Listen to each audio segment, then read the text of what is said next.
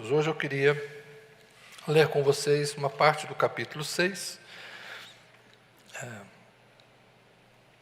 a partir do verso 8,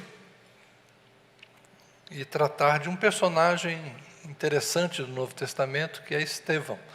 É um homem que aparece como um relâmpago, é uma luz resplandecente como um relâmpago.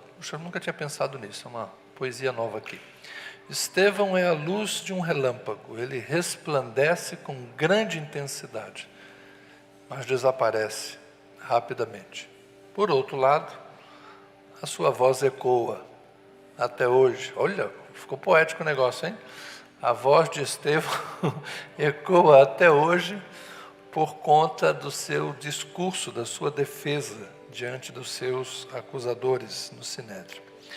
Atos dos Apóstolos, capítulo 6, verso 8. Estevão, cheio de graça e de poder, fazia prodígios e grandes sinais entre o povo. Então alguns dos que eram da sinagoga dos libertos, dos sirineus, dos alexandrinos e dos da Cilícia e da província da Ásia, se levantaram e discutiam com Estevão.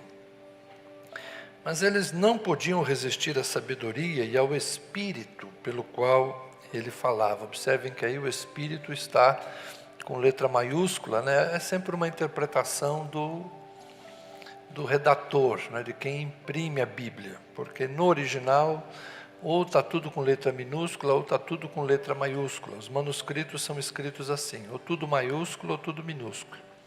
Mas quando a gente vai traduzir para o português, a casa que publica toma uma decisão. E aqui é uma das coisas que para mim tanto pode ser o espírito dele, né? Com letra minúscula, não podiam resistir à sabedoria e ao espírito dele, ou seja, a sua coragem, a sua ousadia, a sua força, como se fosse alguém forte, né? Argumentativo. Eu não teria dificuldade se aqui estivesse com a letra minúscula. Mas também, como Atos dos Apóstolos, é o livro do Espírito Santo, a forma como o Espírito Santo agia no meio da igreja, eu fico com a Sociedade Bíblica do Brasil e boto aqui com letra maiúscula, né? É como o Espírito Santo fluía através dele. Então, subornaram alguns homens para que dissessem: ouvimos este homem proferir blasfêmias contra Moisés e contra Deus. Atiçaram o povo, os anciãos e os escribas, e investindo contra Estevão, o agarraram e o levaram ao Sinédrio, à corte. Apresentaram testemunhas falsas que disseram: este homem não para de falar contra o lugar santo e contra a lei. Nós o ouvimos dizer que esse Jesus, o Nazareno, destruirá este lugar e mudará os costumes que Moisés nos deu. Todos os que estavam sentados no Sinédrio, fitando os olhos em Estevão, viram o seu rosto como se fosse rosto de anjo. Então, o sumo sacerdote perguntou a Estevão: isso de fato é assim? Vamos parar por aqui, porque daqui para frente é o discurso, é o trovão. Bom, o nascimento da igreja foi naturalmente expressado por Lucas com grande entusiasmo por conta dos milagres, dos sinais, da palavra poderosa dos apóstolos, o crescimento numérico rápido dos fiéis, o impacto que o evangelho vinha causando na cidade de Jerusalém. Então nós temos nos primeiros capítulos de Atos o fenômeno do surgimento e da expansão rápida da igreja. Mas ao mesmo tempo, a perseguição que o Sinédrio moveu contra os apóstolos, tentando acuá-los, tentando impedir que eles continuassem a pregar e a anunciar Jesus. Esta questão do Sinédrio contra os apóstolos apareceu nos capítulos anteriores, mas aqui aparece um outro personagem, que não é do colégio apostólico, mas é de um grupo de homens que havia sido escolhido para administrar o serviço social, vamos chamar assim, que eles haviam desenvolvido naqueles dias, para amparar as viúvas dos hebreus ali da região, mas também daqueles que eram de fora. E é interessante a gente observar que os opositores de Estevão são judeus helenistas, são judeus das regiões vizinhos. Cirene, Alexandria já é Egito, Cirene é um pouco também ali no norte da África, não é? A Cilícia seria a atual Turquia, da província da Ásia, já apertando também a Ásia Menor, Turquia, hoje, mas ele está descrevendo um cinturão ali, das cidades vizinhas de Jerusalém, e judeus oriundos destes lugares discutiam com Estevão, que pelo nome a gente percebe também, era um judeu helenista, era um judeu nascido fora de Jerusalém. Então é possível que essas discussões aqui se dessem inclusive no grego, fossem debates interessantes, não é? Porque eles eram de fora. E a coisa foi ficando acalorada. Esses judeus de fora levam Estevão ao Sinédrio e fazem acusações. E Estevão vai ser ouvido pelo Sinédrio, né? Naquela época seria a Suprema Corte, lá de Jerusalém, e o sumo sacerdote, conforme a gente interrompe a leitura, pergunta: o que está acontecendo? Fala a verdade, você tem falado mesmo contra o templo? Você tem falado contra a lei de Moisés? Você tem dito que Jesus, o Nazareno, falou que vai destruir isso aqui? Ou seja, as mesmas acusações que foram feitas contra Jesus, que foram feitas contra os apóstolos, agora começam a extrapolar para outras pessoas. É uma perseguição que começa a se mover contra a igreja. Então aqui Estevão, de certa forma, representa a igreja.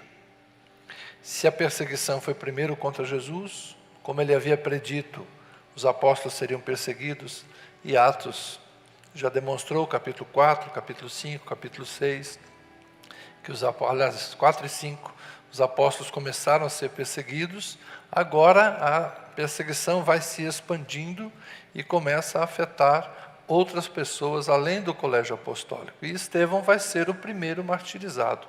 Gente que conhece a Escritura sabe como termina essa história. Estevão morre apedrejado, não é? Mas eu queria destacar, em parte, aquilo que eu não li agora, mas eu convido você a ler.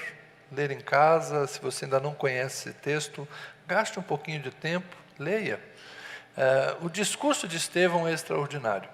Quando ele é acusado de estar falando contra o templo, de estar falando contra a lei de Moisés, ele recorre à sua memória e começa a resgatar a história do seu povo. E começa lá por Abraão. Ele vai lá na sua ancestralidade e começa a dizer para eles: olha, primeiramente Deus falou com nosso pai Abraão, tirou ele de Ur dos Caldeus, da Mesopotâmia, ele veio para Harã, de Harã ele veio para Canaã, aqui ele não teve terra, mas Deus foi com ele, depois nasceu Isaac, de Isaac veio Jacó, e por meio de Jacó os nossos patriarcas, das 12 tribos, depois nós fomos... Por causa de José, fomos lá para o Egito. Do Egito, fomos tirados por causa de Moisés, pela mão de Moisés. Moisés recebeu a lei por meio de anjos, viu lá a sarça ardendo, depois o tabernáculo. Aí Josué, depois de Moisés, conquistou aqui a terra. Depois de muito tempo, Davi resolveu fazer o templo, mas Salomão é que faz o templo. E ele vai então falando das tradições, ou seja, ele começa com 2000 anos antes de Cristo, depois vai para 1000 anos antes de Cristo e vem falando, né? Até que chega uma hora que ele toca na ferida, não é? Então ele vem dizendo: nós somos um povo que temos uma história, nós temos uma herança, Deus falou aos nossos pais, aquela ideia de nós somos os descendentes de Abraão, Isaque e Jacó. Nós temos a circuncisão, nós temos a lei, nós temos os profetas, nós temos uma história de caminhada com Deus. Mas, sempre tem o mas, Estevão vai chegar no ponto que ele quer, no final do seu discurso, quando ele fala da idolatria do povo de Israel. Mesmo no deserto, quando fizeram o bezerro de ouro, aquela história que envolve Arão, irmão de Moisés, e então o que Estevão está tentando dizer para eles é o seguinte: os nossos pais andaram com Deus, Moisés conheceu a Deus, Josué conheceu a Deus, Davi conheceu a Deus, mas nós somos um povo que sempre resistiu a Deus. Nós somos um povo que sempre teimou com Deus. Nós somos um povo que nos inclinamos para a idolatria. Nós somos um povo que, vez ou outra, estávamos sempre desobedecendo a lei. E, no final, Estevão vai fazer acusações duras, não é? Verso 51 do capítulo 7.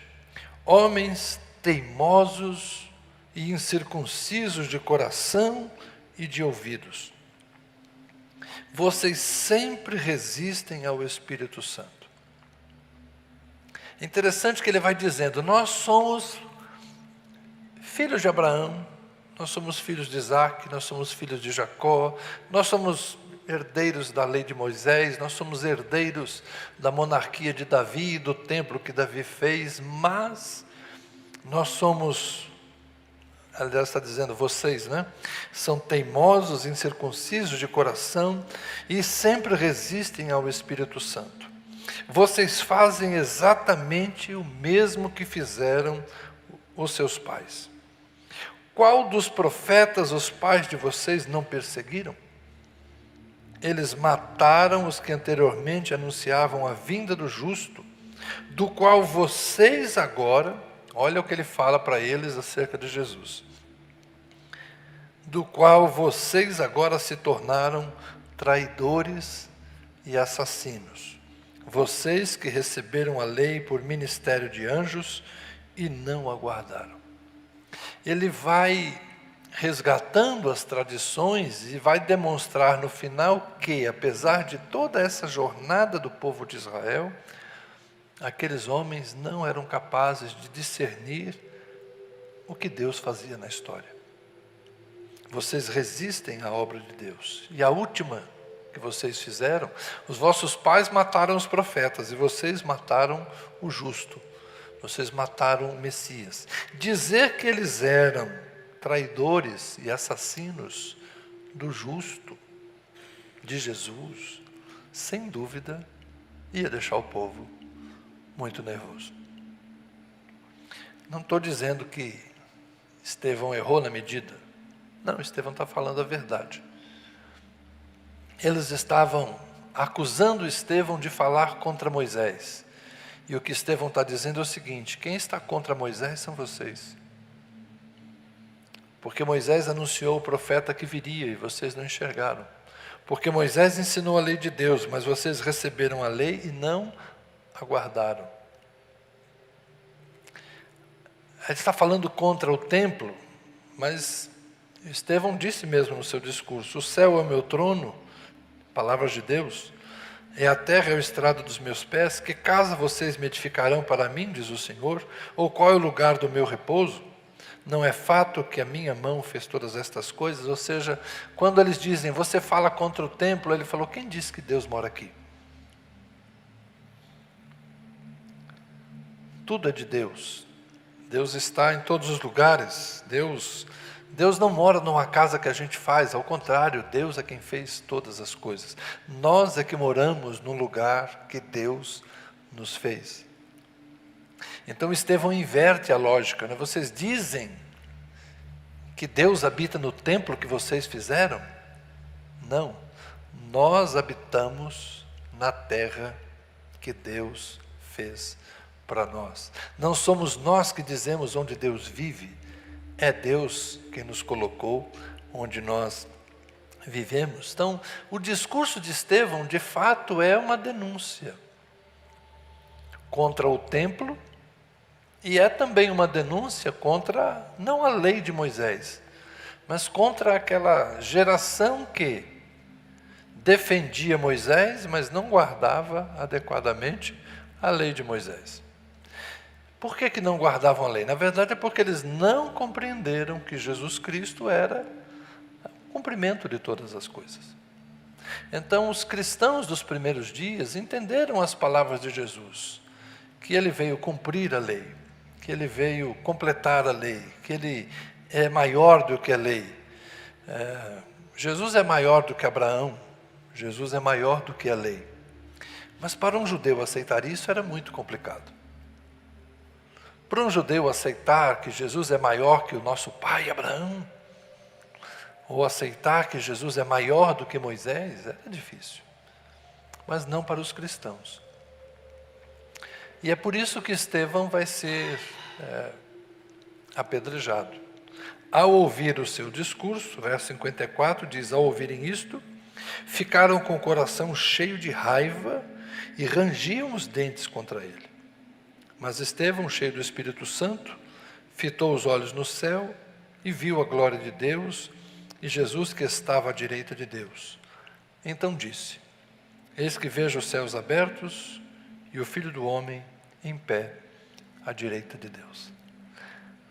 As pessoas pensando em matá-lo, mas ele vendo Jesus. Eles, porém, gritando bem alto, taparam os ouvidos e unânimes avançaram contra ele. E expulsando-o da cidade, ou seja, ele estava no Sinédrio, ele estava dentro da cidade, levaram-no para fora da cidade.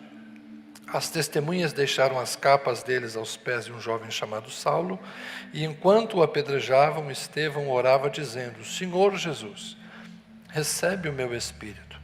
Então, ajoelhando-se, gritou bem alto: Senhor, não os condenes por causa desse pecado. E depois que ele disse isso, morreu. Então a morte de Estevão é um conflito e um confronto com o poder de Jerusalém? Sim. É um confronto com a tradição da lei? Sim. É um confronto com os costumes daquela época e a defesa de que Jesus Cristo ainda era um fator de discórdia entre eles? Sim. Quando Jesus, no seu evangelho, vai dizendo: vocês pensam que eu vim trazer paz? Eu vim trazer a espada. Eu vim trazer separação entre irmãos, entre sogra e nora, entre pai e filho. Jesus veio trazer controvérsia. Às vezes a gente não entende o que é isso, mas Estevão viveu exatamente essa situação. Muitos em Jerusalém criam em Jesus, mas muitos em Jerusalém duvidavam de Jesus. Muitos estavam agarrados a Moisés, à interpretação dos fariseus. Outros estavam agarrados ao templo. E os cristãos tinham já uma nova visão. Imagina uma religião centrada no templo, onde os ritos sacrificiais eram necessários, e alguém vem dizendo assim: não precisa mais isso. Jesus morreu pelos nossos pecados. Imagina você desconstruir séculos de uma religiosidade que está posta, baseada em sacrifícios e sacerdotes. E alguém dizer: não precisa mais isso, o justo já morreu por nós. Imagina você ter uma cultura que se preservou das invasões de tantos povos, né? Eles passaram pelos persas, pelos gregos, estavam sob os romanos, mas haviam sofrido os babilônios, os assírios, e o que preservou eles foi a lei de Moisés. Alguém dizer assim: olha, isso aí já era, agora é Cristo. Colocar algo totalmente novo. Era difícil para eles entenderem a obra do Espírito. E curiosamente, nós, ao longo dos séculos, vamos ver isso acontecer de novo. Entre nós. Alguns anos atrás, não muitos, esta igreja em 1965, estava vivendo um momento do Espírito Santo. Valdir estava aqui. Dos que estão aqui hoje, acho que só o Valdir estava aqui. O Isaac estava no colo da mãe dele.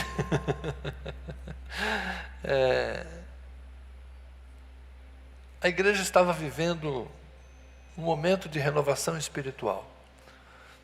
Gente falando em línguas, gente sendo batizada no Espírito Santo, orando por cura. A obra do Espírito acontecendo. E gente dizendo, isso não é de Deus. Isso não é de Deus. Isso não é de Deus. E a igreja se divide. E não é só a igreja aqui que se divide.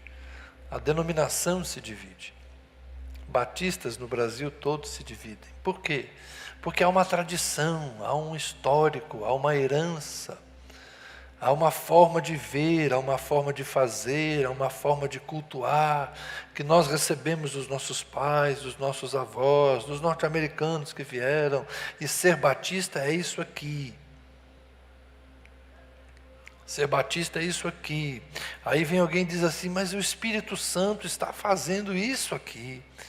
Isso aqui é obra do Espírito. Não, isso não é obra do Espírito. Isso é emocionalismo. Isso é coisa do homem. E começa uma discussão. Renovação espiritual. O movimento se chamava assim na época. Renovação espiritual.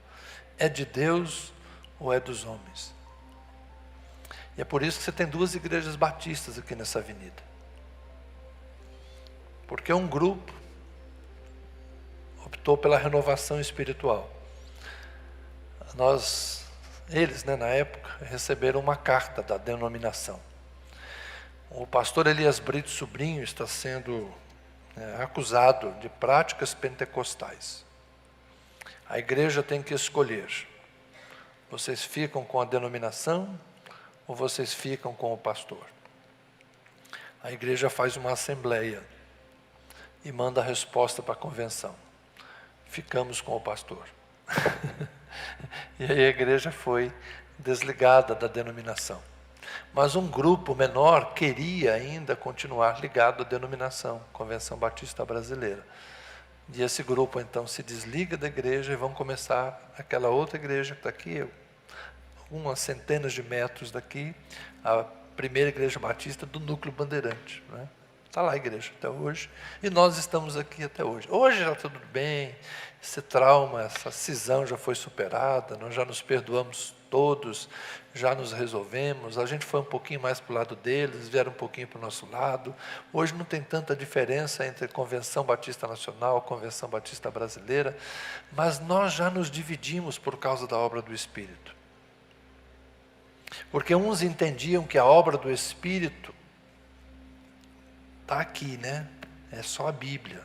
Não tem profecia não, é a Bíblia. E outros vão dizer, não, mas a profecia é um dom de Deus. A profecia não acabou, tem gente profetizando na igreja. Uns vão dizer, a cura divina, né? A cura divina é para hoje, acontece cura. Não, a cura foi lá no tempo da Bíblia, era só para o Evangelho naquela época. Então era uma forma de crer. E é interessante, gente, que assim como os judeus estavam agarrados à lei, como texto, agarrados ao templo, agarrados às suas tradições e impossibilitados de entender a obra do Espírito, há 50 anos, há 60 anos atrás, né, porque 60 anos, puxa vida, já faz tanto tempo assim, eu já tinha nascido. Há 60 anos atrás, era mais ou menos a mesma coisa. Gente agarrado a tradições, gente agarrado a uma literalidade, não percebia a obra do Espírito. Hoje a gente não apedreja mais ninguém, graças a Deus. As nossas cisões não chegam a tanto. As nossas cisões não provocam a morte de ninguém. Mas às vezes matam a fé de alguns. Que a gente leia esses textos E a gente lembre que a obra do Espírito, ela nem sempre é compreendida por aqueles que estão agarrados demais ao passado. Por aqueles que não percebem, né, que Deus é um Deus que... Não é que Deus se atualiza. Deus é sempre o Deus de hoje. Ele é o mesmo Deus de ontem. Sim. Mas Ele também é o Deus de hoje. E a palavra de Deus é sempre viva. E a obra do Espírito é sempre viva. Então vamos ter cuidado para não nos tornarmos como aqueles que taparam os ouvidos, para não ouvir o que Deus estava fazendo. Nós vamos ter os ouvidos abertos, como tivemos há muitos anos atrás. Essa igreja escolheu ouvir a voz do Espírito. Essa igreja lá atrás escolheu ouvir aquilo que o Espírito diz à igreja. Ela escolheu ser guiada por um movimento que ninguém sabia ao certo onde ia dar, mas que estava muito bom naquela época. Então, às vezes, a gente precisa, de fato, permitir que o vento sopre. O Espírito é normalmente comparado ao vento. Que o vento sopre e nos conduza para onde Ele quer. Estevão foi o primeiro mártir da igreja. Estevão é uma testemunha fiel de como, muitas vezes, as pessoas não discernem a obra de Deus. Mas nós queremos ser guiados pelo Espírito Santo. E que nós não sejamos como um Estevão, um relâmpago, que brilhou intensamente, mas partiu muito cedo. Nós estamos aqui brilhando há muito tempo e queremos continuar assim. Amém? Vamos orar. Senhor, nós te damos graças porque as Escrituras nos ajudam a compreender que o que vivemos hoje, outros já viveram, que as lutas que passamos, outros já passaram, que os desafios que enfrentamos também não são novos, que as incoerências do mundo que nos cerca, que a incredulidade, que as resistências, estas coisas fazem parte do nosso universo religioso, Senhor, desde há muito tempo. Mas que nós sejamos também humildes o suficiente para reconhecermos o quanto precisamos aprender com o que o Espírito quer fazer na igreja. Que nós possamos nos inclinar com humildade, Senhor, para sermos guiados por Ti. Que nós possamos rememorar a nossa própria história, para vermos por onde já passamos, o que já experimentamos, o que já conhecemos, e o que podemos também fazer de novo ou fazer novo. Que o Senhor nos ajude a compreender os Teus caminhos, que o Senhor nos ajude a olharmos para as Escrituras com amor, com devoção, com piedade, mas sem perdermos, ó Deus, também o fervor espiritual, o desejo da oração, a fome da Tua presença, a fome dos dons do Espírito. Que nós tenhamos, ó Deus, a sensibilidade para ouvir o que o Espírito diz à igreja hoje e nos acolhermos, Senhor, e fazermos a Tua obra nesse tempo que nos é dado a viver. Guarda-nos, Senhor, abençoa-nos, dá-nos ainda um domingo em família, guardados e abençoados pelo Senhor. Abençoa-os de casa, abençoa-os de longe, que a bênção do Senhor esteja sobre cada um de nós, em nome de Jesus. Amém.